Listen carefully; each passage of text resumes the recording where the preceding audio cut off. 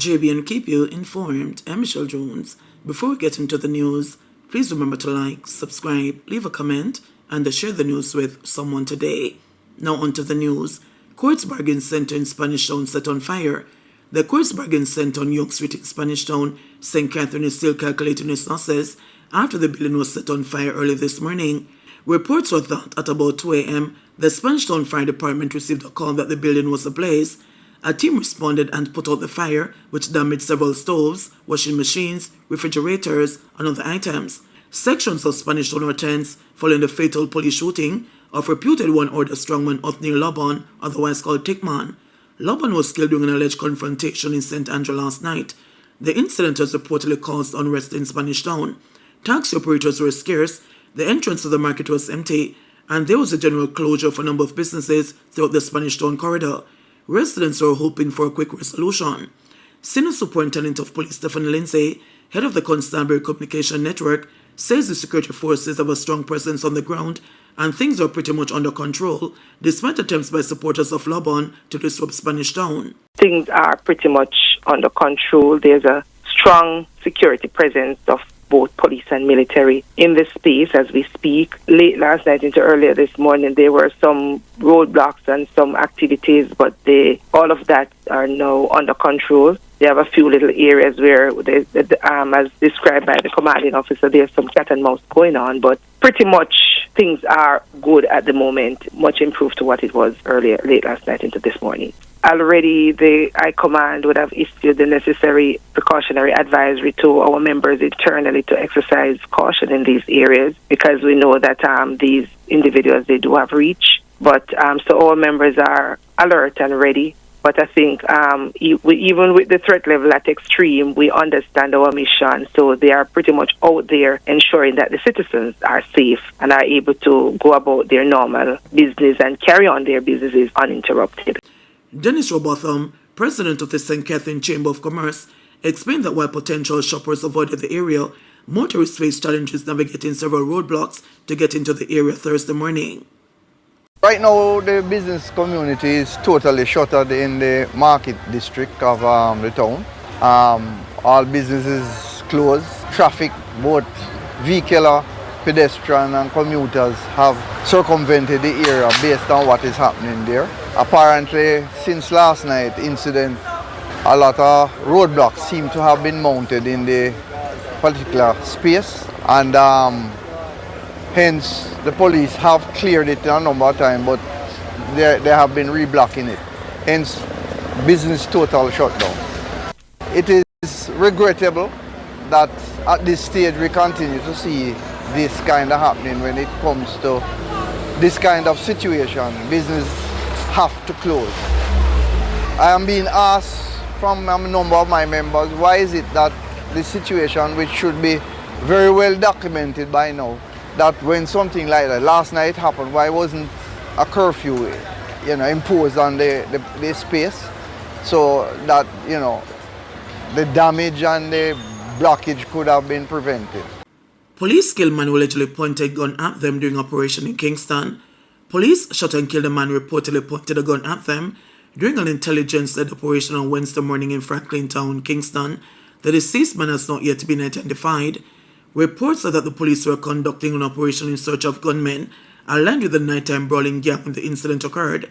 The deceased man is suspected to be an affiliate of Errol Williams, otherwise called Fluxy, an alleged high-ranking member of the nighttime brawling gang based in Swallowfield. The police said they were in the process of clearing the downstairs section of a building when they were surprised by a man armed with a gun, which he pointed in their direction. The police took action and opened gunfire, hitting the unidentified male in the upper body.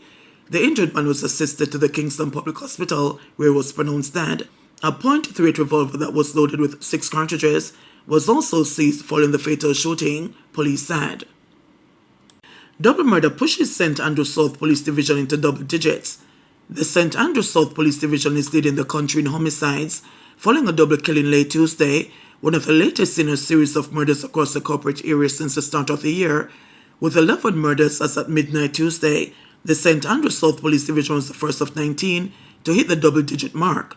The 10th and 11th murders occurred at about 9:15 p.m., with a woman and a man found suffering from gunshot wounds along Rainford Road. The woman, a popular taxi operator, has since been identified as Jordan Pink, and the deceased male passenger is still unidentified. According to the police, they were summoned to the crime scene after residents heard loud explosions. Both injured occupants of the motor car were rushed to hospital, where they were pronounced dead. The Hunts Bay Criminal Investigation Branch is probing the double murder. A relative of Pink said her entire family was saddened by her senseless killing. She worked hard to make sure her 2 children are short of nothing. She is not someone who make trouble with people. Once said around her is just vibes and laughter. It's sad for sister she just drop out, leave her youth them so, the relative, who requested not to be named, said. Fleet Street residents protest police shooting of community member. Residents of Fleet Street, Kingston, are protesting the fatal shooting of a community member by police officers on Wednesday. Reports are that a man, who residents identified as Jermaine Richards, was fatally shot by security forces at his place of work at an establishment on the Arden Emirates Plaza complex in St. Andrew.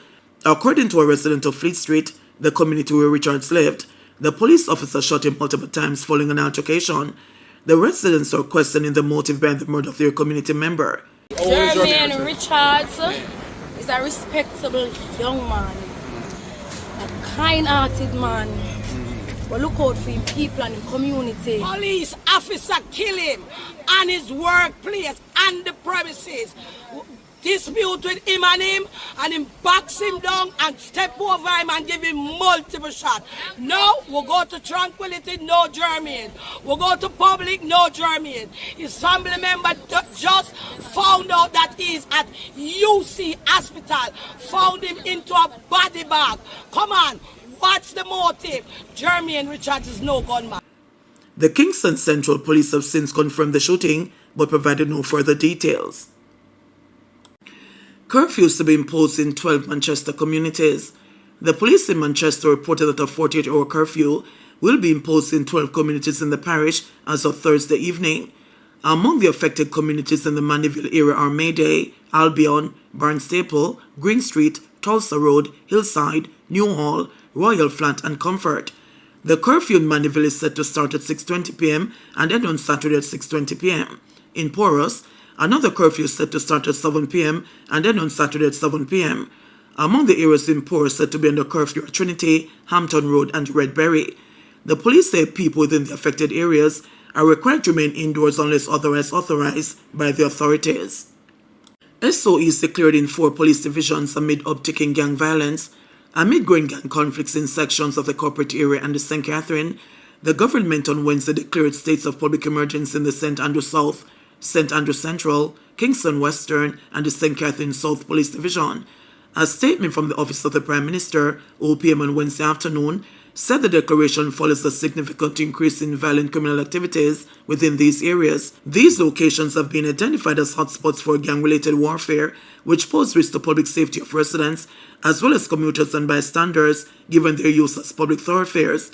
According to the OPM, an intelligence assessment has revealed that violence and criminal activities in these communities have reached a level beyond what standard policing strategies can manage to effectively restore stability and the public order. It said the government will continue addressing the underlying factors that fuel violence in these areas. Acting Assistant Commissioner Michael Phipps, commander of the Area 4 Police Headquarters, has welcomed the declaration of the SOEs in the 3 divisions under his command. We have seen these divisions showing an uptick in reported murders since the start of January 2025 and have recorded so far this year 22 murders, up from 8 for the corresponding period of 2024.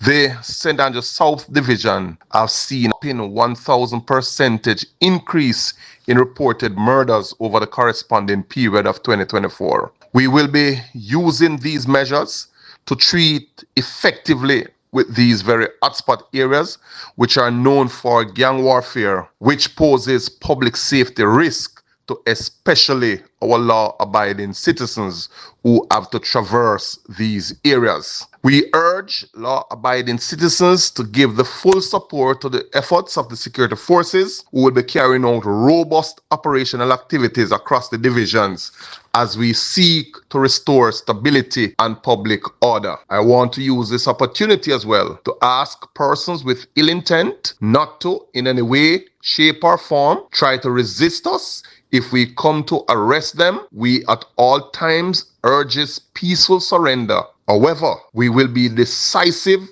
in protecting ourselves from all threat forces. Kingston men accused of firing at police freed in gun court. 3 Kingston men accused of engaging the police in a mid-morning shootout in the parish 3 years ago have been freed of gun and ammunition charges. Kyle Henry of Preston Road in Wellington Town, Shamir Miller, a barber, and Marquine Coleman, a maintenance worker, both of whom were driving Harborview, were on Tuesday found not guilty on 2 counts of shooting with intent, illegal possession of firearm, and illegal possession of ammunition at the end of a 2-day trial in the gun court before Justice Trisha Hutchinson Chalet. Allegations were that on March 21, 2021, at about 11 a.m., a police team was on patrol in Phillips Avenue in Kingston 13 when the police signaled the driver of a brown 2016 Toyota Corolla motor car to stop. The driver complied, but on the police's approach, reportedly reversed and collided with a light pole. 3 men, including Miller, reportedly exited from the rear of the car and fired at the police, and a shootout ensued. A 6 Sawyer semi-automatic pistol with a magazine containing 5 cartridges was seized, and the men were arrested. During the trial, defense lawyers for Coleman and Henry, while pointing out that nothing was found on the men, argued that there was no evidence tying them to a joint enterprise. The lawyers also pointed out that the Crown had failed to provide any evidence linking the 3 men who had reportedly fired at the police. Miller's lawyer, Paul Gentles, argued that based on the evidence, his client was not properly identified and that the identification evidence was poor as it was taken under difficult circumstances. He also submitted that no gunshot residue was found on his client and that his DNA was not in the car.